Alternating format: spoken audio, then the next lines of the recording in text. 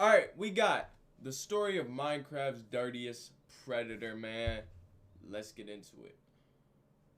Jakashi was on track to become the next big Minecraft YouTuber until he was cancelled over 40 times in less than 7 days. Dang! Who was Jakashi, what did he do, and how has his life been impacted as a result of these actions? Let's begin by looking at an early video posted to his Twitter, during which Jakashi would give a quick overview of who he was. Hello, my name is Jakashi Demetrius. I'm a 22-year-old Minecraft and just chatting streamer, and I've been streaming for like 7 years. My favorite part about streaming is the fact that I get to meet awesome people and make amazing friends. There were definitely some elements of weird in this introductory video, such as him calling himself a cat boy. It's time for my lore. I'm a cat boy. While showing his cat ear collection before stating this. I can meow if you want. But for the most part, this video was fairly innocent, with his solid reputation being summarized by the countless positive replies. In other Twitter threads, Jakashi was described as not only one of the best people I know, but also one of the best and most hardworking CCs I know, helping Jakashi to get noticed by Dream, who randomly raided Jakashi's Twitch channel. Wait, what?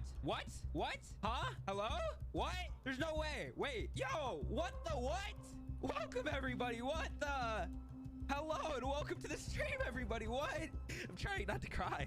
Thank you guys so much. You love my nails. Thank you. Thank you for all the gifteds. Thank you for all the biddies, the follows. Dream, yes, actually Dream. Before Dream would double down on the kind gesture by donating $2,000 to him. Dream, there's no freaking way. A $2,000 donate. Dream. What the heck? Thank you so much. What? According to a former... What the heck?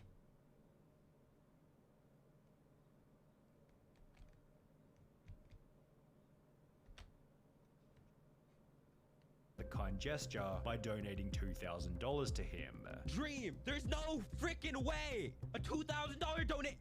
Dream. What the heck? Thank you so much. What? According to a former friend by the name of Pocket, Jakashi was an extremely hard worker and therefore deserved the recognition. Jakashi was somebody who always worked hard, you know, he never gave up, he kept... Too bad, but he was a pedophile, okay? Too bad, but he was a pred, okay? Too bad, but he likes to talk to underage children.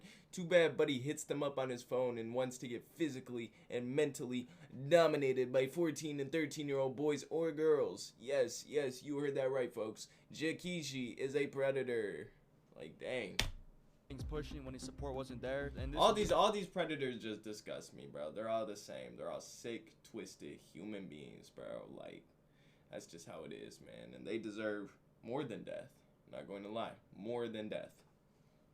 Well deserved, man. I'm just super happy for you, so congratulations, Jakashi. And to the credit of Jakashi, he was extremely grateful for the shout out, posting on Twitter, "Invest in Jakashi stonks right now. Thank you, dream was taken. You and your community are amazing," which received replies of further praise such as, "You deserve it, you seem so chill." After being rated by Dream, Jakashi's Twitch viewership exploded. Jakashi was getting like 30 to 60 viewers per stream. This is game changing. Now he's getting a couple hundred. While almost every single tweet he'd post began to receive between 100 and a couple thousand likes. And he's getting like thousands of likes per tweet now, like 1 to 2,000, which is insane, bro. Like, just overnight. Additionally, his follower counts grew to 57,000 on Twitch, 27,000 on TikTok, 7,000 on YouTube, and more than 10,000 on Twitter, with this growth being highlighted in a tweet reading, "I'm still so shocked that I went from like 1.5k-ish to 11.5k-ish in like 4 days. You guys are bonkers," which once again prompted reply after reply of people reiterating just how much he deserved the growth. However, Jakashi's biggest success would come 4 months after these tweets, when he'd announced on the 24th of October 2021 that he'd been invited by Dream to join his SMP. What's this? I'm one of the newest members of Dream SMP. Can't wait to make new friends and great memories. That's the reason tough. this post received over 26,000 likes and hundreds of positive comments was because being invited to the Dream SMP was like winning the lottery for Minecraft content creators. For example, Tommy Innit gained 8 million subscribers in the 12 months after he joined the Dream SMP, while almost every other member has an extremely recognizable name, as a partial result of the server's influence. Therefore, being invited to the Dream SMP gave Jikeshi an extremely high probability that he was going to be one of the next big names amongst that group, with his Twitch gaining over 32,000 followers after announcing that he joined the server.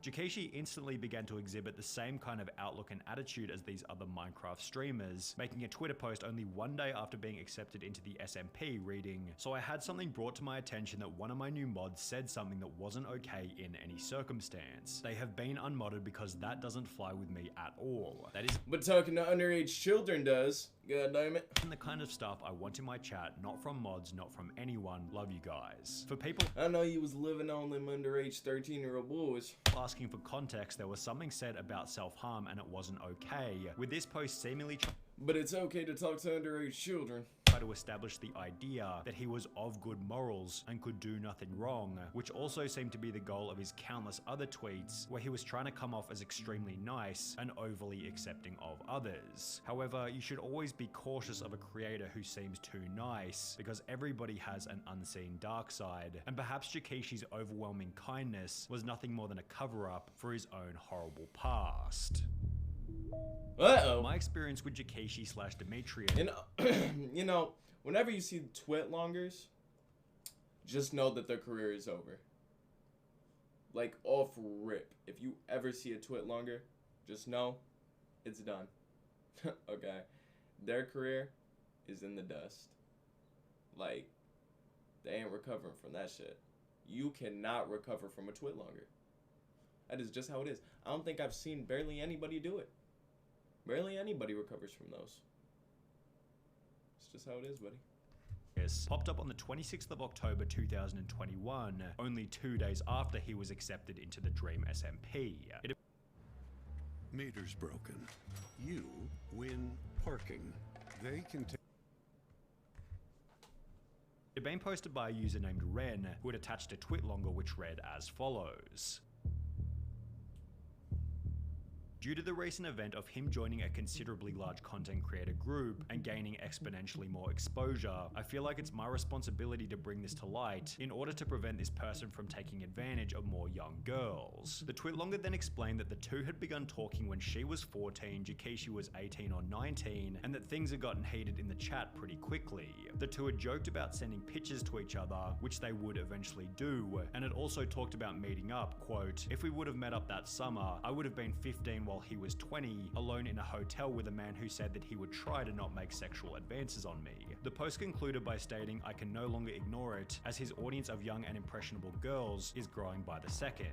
I blocked him on Snapchat, Twitter, and Instagram several months ago after we eventually grew apart, and have not spoken to him since. I also know that I was not the only underage girl that he was sexual with." Ren had all of the screenshots to match, and with the expose... Dang!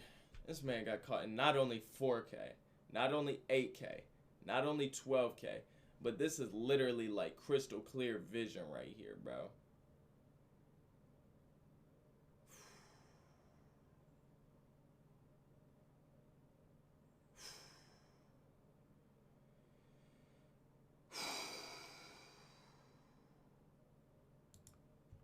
receiving over 50,000 likes. It was only going to be so long until Dream realized what was going on, who would take to his private Twitter in a post reading, "Remove Demetrius from the SMP for gross accusations that he also confirmed privately were accurate. No questions, no toleration. Disgusted and incredibly disappointed. Will never let things like this stop me from trying to uplift members of the community and smaller content creators. It's part of what makes our community great. So stick together, be there for people who need it, and always be safe online." However, What a Jikeshi PR, being removed- what a PR response from Dream.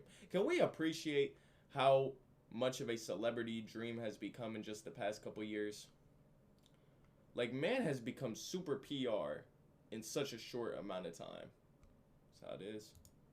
From the Dream SMP was really only the beginning of his problems. On the original expose, a user by the name of Mackerel had replied by stating, "My friend had a bad experience with him too," indicating that Jikeshi may have been a repeat offender. Well, over the next 24 hours, 18 different people came forward explaining that they had had a similar experience. We talked on Discord and it started out innocent until he suggested that we add each other on Snap. He'd bring up my age pretty often and always ask me if I'd never tell anyone, because because he doesn't want to get exposed like he is right now. Like, this was his biggest fear. He brought it up so often that I don't know how I missed the fact that he had other victims. The funny thing is that after I turned 18, he never interacted with me in a sexual way again. Oh. I was a young minor, 12 to 14, not saying specific age. I told him I wasn't comfortable with those jokes and how he needed to stop. He never stopped. He continued. I didn't want to completely cut connections with him because I trusted him. He was my best friend and I didn't want to lose the person I enjoyed talking to. We were 11/12. We lied about our age and said I was 13. We were on a Discord server with Jakishi. We ended up DMing each other because of a mutual friend and became pretty good friends. At first he seemed nice and we had a pretty normal relationship, but about a month or so in, it became very weird. He would ask to call us constantly even when I said no, and make NSFW jokes to us even when we said we were uncomfortable. By the following day, the count of allegations had reached 30, and by the end of the week, approximately 41 people had come forward, all of which citing a very similar experience. Jakishi's bizarre post from earlier, requesting that his fans apply to be his children, had suddenly aged incredibly poorly, to the extent that he didn't even try to issue any kind of apology, and instead simply disappeared from the internet. His Twitch channel was terminated for breaking terms of service, while he deleted every single video from his YouTube channel. His TikTok was deleted, his Instagram was erased, and even his merch store was taken down completely. The only piece of— And now he's stacking boxes at your local Walmart. He's working at your local Walgreens. And now he's working that 9 to 5, buddy. God damn it. remaining Jakishi social media is his Twitter, which sits vacant following his final tweet of nothing more than the word Minecraft with a smiley face. So where is he now? Jakishi was smart enough to never give out his surname, possibly because he knew he might end up in this situation, and as a result there's very little info on what ended up happening to him. There are Reddit threads such as this one questioning whatever happened to Jakishi after the drama, although besides from some people hoping that he ended up in prison, the only information we have is, for all we know, he disappeared. Dang. Let me know what y'all thought about that video, man.